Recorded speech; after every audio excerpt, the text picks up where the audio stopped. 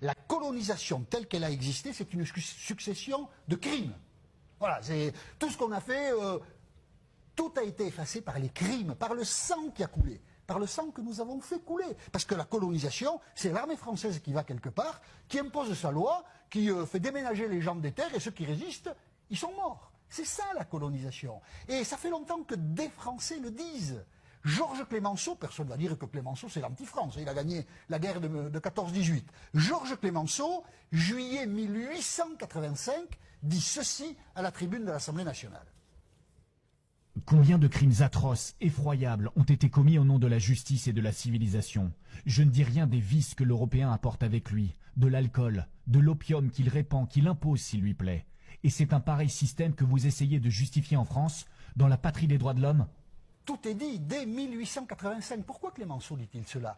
Parce qu'à l'époque, l'opinion publique française est un peu effrayée, on l'a oublié, effrayée par l'attitude de l'armée française en Algérie. L'armée française en Algérie, la conquête de l'Algérie, c'est 1840-1870, c'est une succession d'oradours sur glane. Des villages rasés. Les hommes, les vieux, les jeunes, les combattants, pas combattants, tués. Les femmes assassinées. Les enfants zigouillés. C'est ça l'armée française qui conquiert l'Algérie. C'est un bain de sang épouvantable. Vous pensez que les Algériens, ils nous ont foutu dehors avec le sourire, et tiens, on n'était pas prêt d'avoir leur sympathie, évidemment. Et c'est parce que Clemenceau a la connaissance de tout ça qui fait l'objet de campagnes de presse dans les années 1850, 1860, des journaux allemands, anglais, partout en Europe, on est effrayé par l'armée française. C'est ça la colonisation. Plus tard, je saute des épisodes, Aimé Césaire. Aimé Césaire est encore, il était martiniquais, donc la Martinique, disons que c'est la France.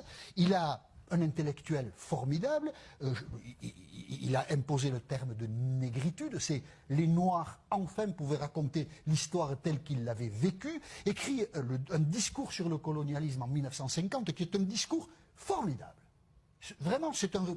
Et il dit ceci à tous ceux qui parlent, comme Retailleau, là, les écoles qu'on a faites, les hôpitaux. Eh bien, Aimé Césaire leur répond ceci. Je parle de millions d'hommes arrachés à leur Dieu, à leur terre, à leurs habitudes, à leur vie, à la danse, à la sagesse. Je parle de millions d'hommes à qui on a inculqué savamment la peur, le complexe d'infériorité, le tremblement, l'agenouillement, le désespoir, le larbinisme. 1950, la colonisation est un crime. C'est dit, on ne pourra jamais dire mieux que ça. Mais la France est indécrottable.